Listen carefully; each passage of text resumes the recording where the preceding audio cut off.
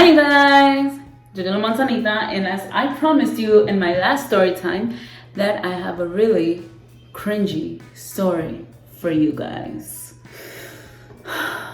Viewers' discretion is advised.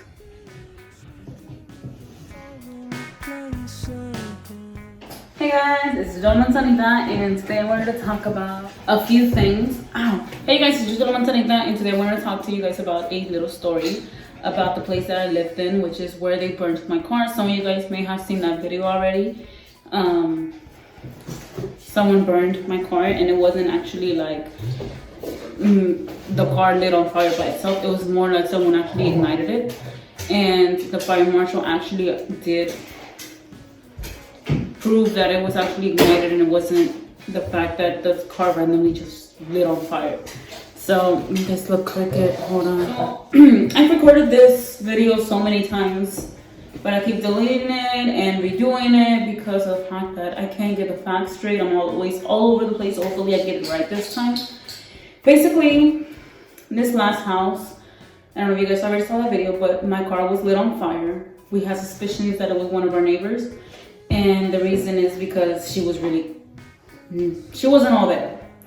She would try to always be involved in the family, and she actually got mad when my mom came back from Mexico, and she still tried to, she didn't like my mom. I guess my mom didn't click as much, but not only that, it was like she was trying to get into the family and see what's going on and everything. And we're talking about a lady who, so you guys could have a better understanding, she's probably around her 60, 68 or around there. Okay, so she was always trying to spy on us. She would tell the landlord, and the reason she had the landlord's number is because he was also the owner of her house, except that she actually made him promise to take care of her because the landowner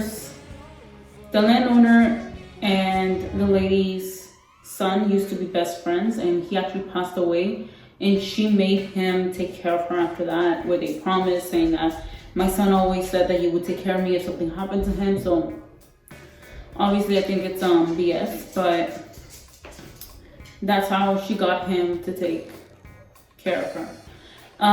But yeah, so every little thing that we did, if we didn't do whatever, we had a cookout, if we had anything going on, a pool party, a kids party, anything, she would always go and tell the landlord. And there's so many things going on. The house is actually starting to fall apart because as houses get old and you need to replace things, and since we knew actually how to replace some of those things because we have history of working in construction and demolition, the landowner thought it was a good idea that we did the fixes and he would just basically deduct it from our rent. And that's what we did. We fixed the sidings of the outside of the house, but then we had a problem in the back of the apartment where there was a bunch of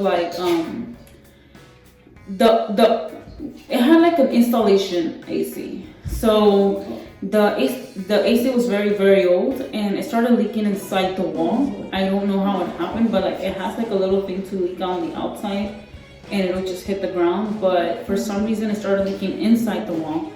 And when I checked one day to the things I had on the bottom of the cabinet, I rarely ever checked it, but it was a little storage. So I did open the door, and I realized a bunch of mold. And when we started checking, there was a bunch of mold on the walls.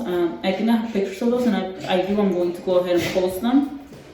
And then we would actually press on the wall, and water would come out, and I started getting scared because there was a plug right underneath the AC, and we had to we started having issues with the electricity where the AC was not cooling. And again, since I lived in the back, which was the guest house, this is where the issue was. The main house had its own actual AC installation. The one I had in the guest house was the one that you put in the wall, you install it in the window or something like that, and they had built a window just for it.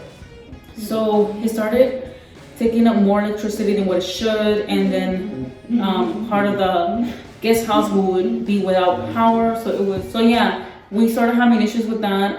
We realized that we had to completely take out all the wall and the sheetrock and put in new sheetrock and put new siding on the outside of the house because of that issue, because it was completely mold. And I actually even was getting sick and I didn't know why, and I'm assuming that this probably was why. So everything was like, it was just a crazy mess. The last thing that happened too was that when we're still fixing this issue, we started hearing like little things on the ceiling, and we had already talked to the exterminators because by this time we already knew that the house was infested with rats. And they weren't like the small little like rats, and it was like the whole neighborhood basically, because they were huge as rats, big rats. And not only that, but like sometimes when I would leave in the morning, I would get in my car and you would see them just roaming the streets, like they would just be running around. I'm like, whoa, like it's not just my house, it's everywhere. So we kind of got freaked out, and what scared me the most was that, I'm gonna put footage because I have footage of this, but there was rats. We had like little clear, like you know those big old lamps, those lighting, I can't even think of what they're, but they're like the tube lightings on the top. They have clear ceiling panels, and those clear ceiling panels, I once was just like lying down on my bed and the lights were on, and I legitimately saw a rat just like crawling across, and I was like, I was hoping there was just squirrels when I heard those things, because there was this tree above our house, and I had seen squirrels when I was on the outside on the pool or whatever. I see like squirrels sometimes on the ceiling, but this was inside. And it was like on top of the ceiling. I never really did see like an actual rat like inside, like where where we walk in the area or whatever, in the kitchen or anything like that. But that day I saw rats. Like I saw a rat just walking around on the clear ceiling panel. I was freaking out. I was like, dude, we need to leave. Like, we're done. Because by this time, we had already spoken to the landlord about that. There had been exterminators, like pest exterminators and stuff like that. So they had done everything. And the problem also was that there was actually, there was like holes or whatever in certain places. And we had told them about one of them. In my bathroom, there was this water heater. And there was like this big opening, like that you could see the outside world to where this water heater was. And I told them about that. It was just bad. It was like, you know those big old roaches that you have, which is dirt roaches or whatever, they're huge and they can fly. No, dude, if my biggest fear is something, it's flying roaches. I can't stand, like I don't care how small roaches are, I'm terrified of them. And it's been another story for a little bit later, but this was back since I was a kid. But oh my God, dude, I was freaking out. Like, it's just, you would see those big ass roaches, and every time I saw one, Martin already knew. Every time I screamed in my head, like, no, I can't, like that, they would get in through there. I mean, you wouldn't see them anywhere else but in the bathroom, because that's where they would get in from. We tried our best to cover that, and it actually started working to where we didn't see any of that, thank God. But the rat issue we really couldn't fix, especially since we have dogs that you can't just put any type of venom, because if they could get to it, it could actually cause them harm or worse. So we called an exterminator, and he would literally do whatever he had to do, and nothing was working. Yeah, at the end, we ended up deciding to leave because our lease was over. But the problem was that, we talked to the landlord and everything, and we told him what was going on, because the lady kept continuously bothering us. And she continued to bother us, which was the same lady that, I kind of thought that maybe had something to do with my car burning. I'm not saying that she did, but I did have suspicions because that was the only lady I ever had a problem with. And since the car was ignited, I didn't have any issues with anybody else. So again, if you need to see that story, this is not that story. It's basically, okay, so this does have to do with that story, but it's not the precise story. So if you want to see that, you can go ahead and click on that one. But yeah, so it was very crazy at the end when we told the landlord that we're leaving because our lease was over and we needed to look for something else that would suit us better and more.